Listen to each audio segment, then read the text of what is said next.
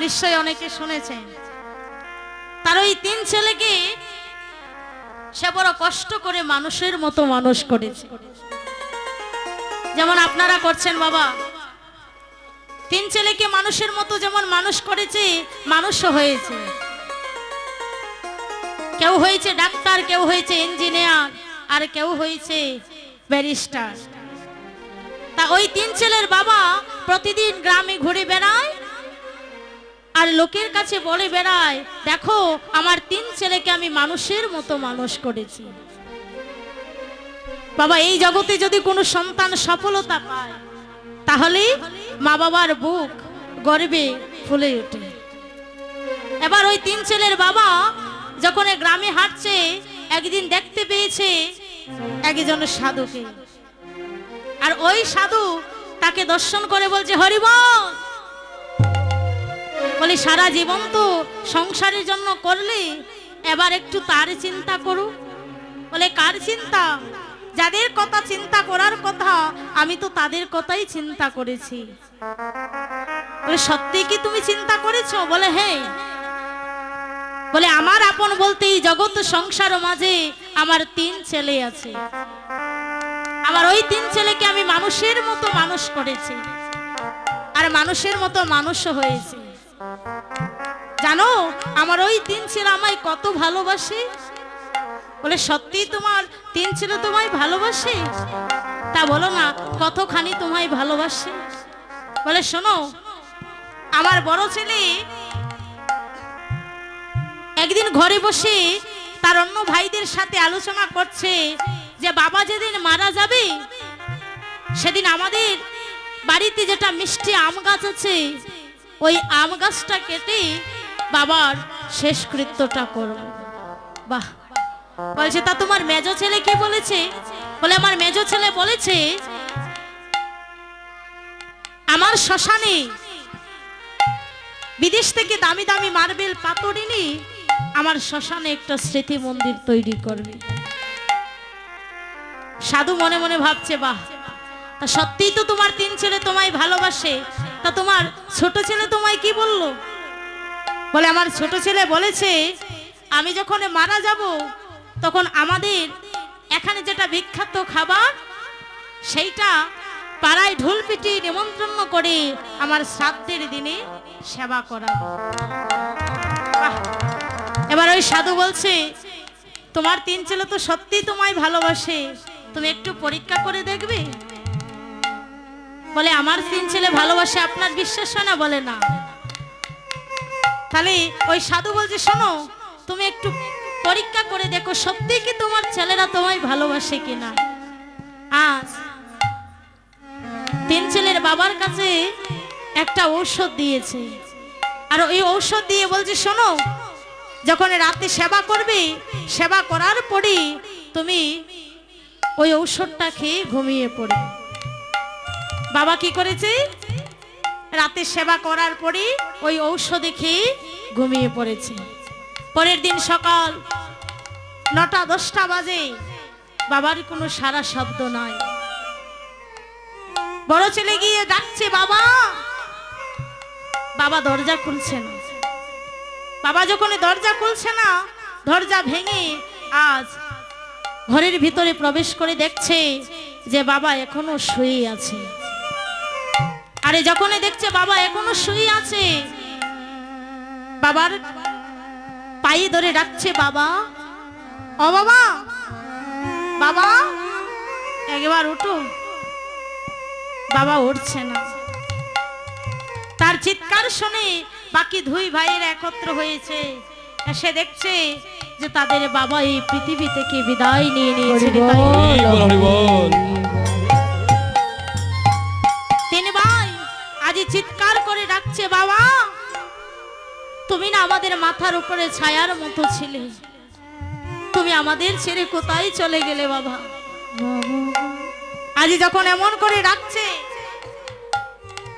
বাবা শুই শুই মনে মনে ভাবছে, আহারে আমার 3 ছেলে আমায় কতই না ভালোবাসে। কান্না করছে, সেই কান্নার শব্দ শুনে পাড়া প্রতিবেশী সবাই একত্র হয়েছে। আর বলছে আহারে লোকটা বড় ভালো ছিল, এখনই বুঝি যেতে হলো। সবাই মিলে যখন কান্না করছে, প্রায় 3 ঘন্টা চলে গেছে বাবা। চলে যাবার পরে বড় ছেলে ডেকে বলছে, শোন ভাই, যে চলে গেছে তার জন্য আর কেঁদে কি করব? বলে 3 ভাই মিলে এবার বাবার শেষ কৃত্যটা করি। কি করছি? বড় ছেলে বলছে, শোন ভাই, বাবা যখন জীবিত ছিল বলেছিলাম যে আমাদের এখানে যে মিষ্টি আম গাছটা আছে, ওই আম গাছটা কেটে বাবার শেষ কৃত্য করব। কিন্তু ভাবছি যে চলে গিয়েছে সে তো আর আসবে না, তাই ভাই বাড়িতে অনেক ছোট বাচ্চা কাচ্চা আছে, একটা আমের জন্য, মিষ্টি আমের জন্য পাড়ায় ঘুরে বেড়াবে। ভাবছি ওই মিষ্টি আম গাছটা না কেটে, যেটা টক আম গাছ খাওয়া যায় না, ওই আম গাছটা কেটে বাবার শেষ কৃত্য করিনি। তাই গো হরি বল, হরি বল, হরি বল। এবার মেজো ছেলে বলছে, শোন ভাই, বাবা যখন জীবিত ছিলেন বলেছিলাম যে বিদেশ থেকে দামি মার্বেল পাথর এনে বাবার শ্মশানে একটা স্মৃতি মন্দির করব।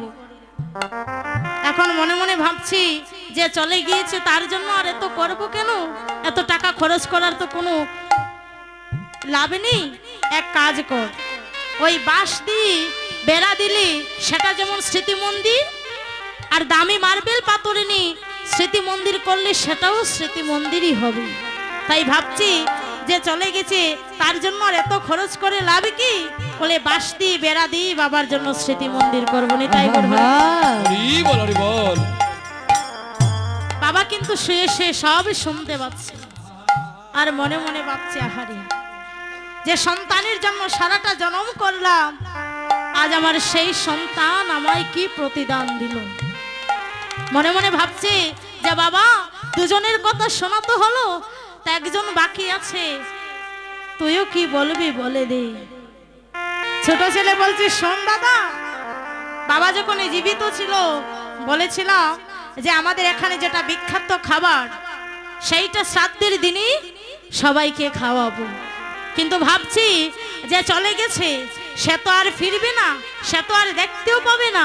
তাই ভাবছি যে যারা বাবাকে নিয়ে শ্মশান ঘাটে যাবে তাদেরকে নিমন্ত্রণ করি, চিরার সাথে গুড় মিশিয়ে খাইয়ে দিলেই হবে না।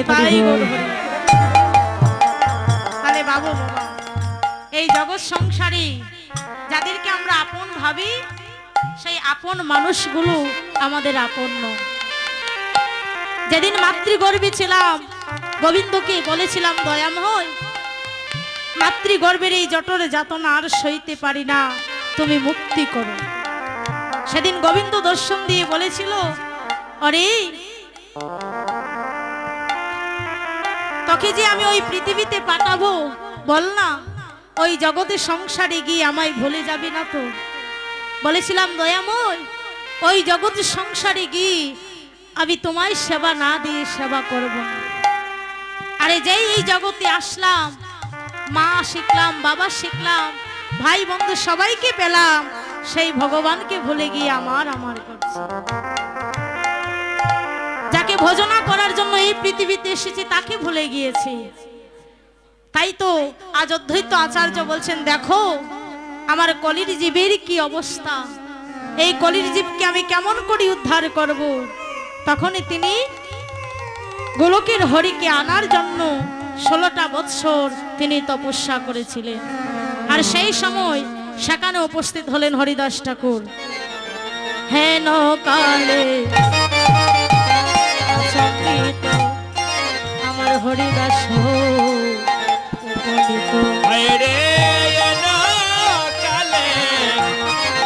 আচম্বিত আমার হরিদাস উপমিত। আজ প্রভুকে প্রণাম করে বলছে, দয়াময়, তোমার চরণে এসেছি, তুমি আমায় কৃষ্ণ ভক্তি দান করো। আজ অদ্বৈত আচার্য বলছেন, ভালো হলো আইলা তুমি, আরে পাপরে করেছি আমি, ও হাইরে ভালো হলো আইলা তুমি,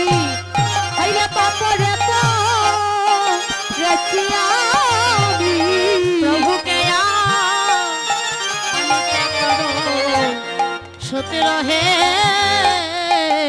দয়াময়ী, প্রভুকে আনিতে কর সূত্র। ওই আমার প্রভুকে নিতে করো করো সূত্র রে, আমার প্রভুকে নিতে করো সূত্র। আজ এই যে হরিদাস ঠাকুর, তিনি জন্ম নিয়েছিলেন এই যবন বংশে। বাবা, যবন বংশে জন্ম নিয়ে তিনি নামাচার্য হরিদাস হয়েছিলেন। সেই দিকে আর যাব না, সবাই মিলে একটু করতালি করবেন। আগে একটা ভজন গাইব, তারপরে